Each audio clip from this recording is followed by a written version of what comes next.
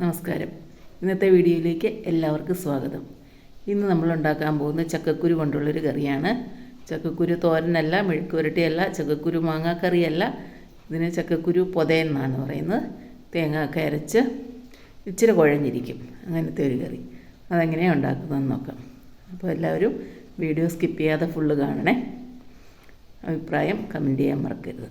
അപ്പോൾ നമുക്ക് ആദ്യം ചക്കക്കുരു പൊളിക്കാം. ആദ്യം തന്നെ ഒന്ന് ലൈക്ക് ചെയ്തിട്ട് എല്ലാവരും കാണണേ. അമ്മച്ചി ഇരുന്ന് ചക്കക്കുരു പൊളിക്കുക കേട്ടോ. ചക്കക്കുരു പെട്ടെന്ന് പൊളിഞ്ഞു പോകുന്നതാണ്. അതിനകത്തെ ആ ബ്രൗൺ കളറ് തൊലിയും കൂടെ പൊളിഞ്ഞു പോകും. മുകളിലത്തെ മാത്രമല്ല, മുകളിലത്തെ തൊണ്ട് പൊളിക്കുമ്പോഴത്തേക്ക് ആ ബ്രൗൺ കളർ തൊലിയും കൂടെ പൊളിഞ്ഞു പോകുന്ന ടൈപ്പ് ചക്കക്കുരു കേട്ടോ.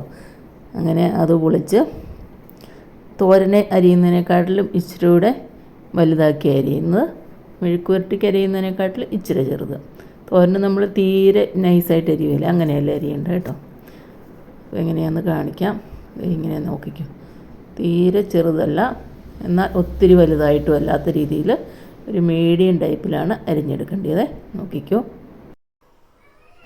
ഇത് നമ്മുടെ പഴം മുറ കേട്ടോ. ഇനി മുറം കൊള്ളുവലെന്നൊന്നും ആരും പറയണ്ട. ഇങ്ങനെ ചക്കക്കുരു പൊളിക്കാനും കപ്പ പൊളിക്കാനും ഒക്കെ എടുക്കുന്ന മുറവാണ്. നല്ല മുറം വേറെയുണ്ട്, മറ്റാവശ്യങ്ങൾക്കൊക്കെ എടുക്കുന്നത് കേട്ടോ.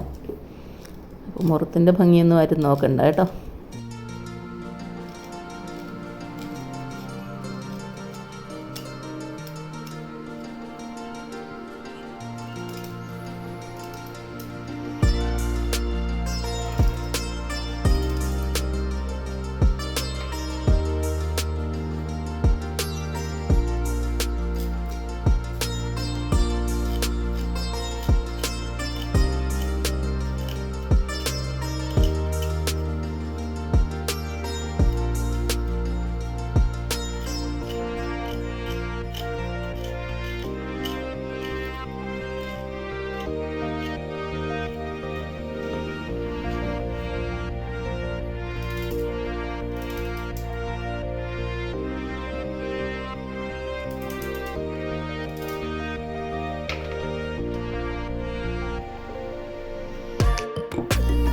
നമുക്ക് ആവശ്യത്തിനുള്ള ചക്കക്കുരു പൊളിച്ച് അരിഞ്ഞെടുത്തിട്ടുണ്ട്.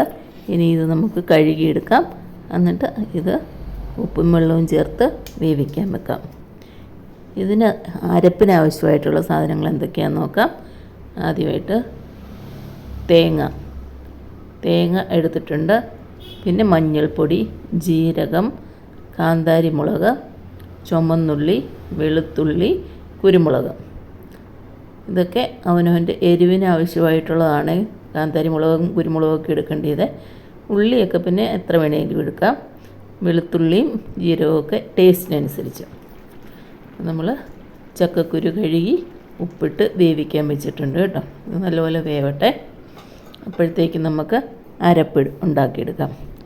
അരപ്പ് തോരന് നമ്മൾ ചതച്ചെടുക്കുന്നതിനെക്കാട്ടിൽ ഇച്ചിരി കൂടി അരയണം. എന്നാൽ ചാറിന് അരയുന്ന പോലെ അത്രയും അരയുകയും വേണ്ട കേട്ടോ. അങ്ങനെയാണ് അരച്ച് വെച്ചേക്കുന്നത്. ഇപ്പോൾ ചക്കക്കുരു വെന്തു വെള്ളമൊക്കെ പറ്റി. ഇനി അതിലേക്ക് ആവശ്യത്തിന് കറിവേപ്പില ഇട്ടു. ഇനി അരപ്പ് ചേർക്കാം.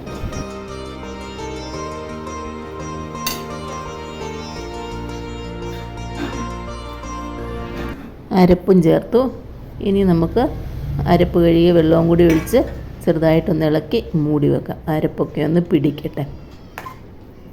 ഇത് നല്ല പോലെ അങ്ങ് പറ്റണ്ട, ഇച്ചിരി വെള്ളമയം വേണം കേട്ടോ. ഇത് ചെറുതായിട്ടൊന്ന് ഇളക്കുന്നേ ഉള്ളൂ. ഇത് നന്നായിട്ടൊന്ന് തിളച്ചിട്ട് നമുക്ക് നല്ലപോലെ ഇളക്കി മിക്സ് ചെയ്തെടുക്കാം. അപ്പം ഇതൊന്ന് മൂടി വെക്കാം.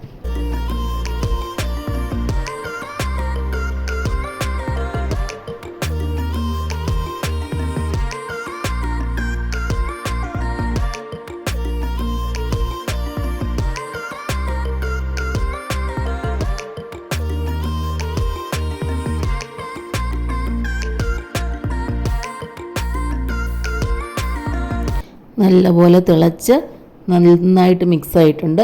നമുക്ക് ഈ പരുവത്തിൽ ഓഫ് ചെയ്യാം. ഇനി ഇത് തണുത്ത് കഴിയുമ്പോൾ കുറച്ചുകൂടെ കട്ടിയാവേ. ഓഫ് ചെയ്തു. പച്ച വെളിച്ചെണ്ണ ഒഴിച്ചു.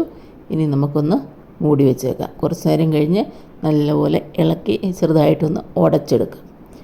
ഇച്ചിരി കഴിയുമ്പോൾ തണുക്കുമ്പോഴത്തേക്ക് ഇത് കുറച്ചുകൂടി ഒന്ന് ടൈറ്റാകും കേട്ടോ. അപ്പോൾ നമുക്ക് കുറച്ച് കഴിയുമ്പോൾ ഒന്ന് തുറന്ന് നോക്കാവേ. അത് ചെറുതായിട്ടൊന്ന് ആറി നല്ലപോലെ ഇളക്കി ഒന്ന് ഉടച്ചെടുത്തിട്ടുണ്ട്. ഇതാണ് നമ്മുടെ ചക്കക്കുരു പൊതയൻ. ഇത് ഉണ്ടാക്കി നോക്കാത്തവരൊക്കെ ഒന്ന് ഉണ്ടാക്കി നോക്കണേ. നല്ല ടേസ്റ്റുള്ളൊരു കറിയാണ്. അപ്പോൾ നമുക്ക് ഊണ് കഴിക്കാം.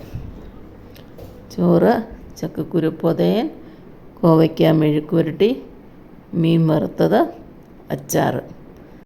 ചാറുകറി മോരാണേ, അത് ഞാൻ എടുത്തിട്ടില്ല. അപ്പോൾ അടുത്ത വീഡിയോയിൽ കാണാം. അതുവരെ എല്ലാവർക്കും ബായ്.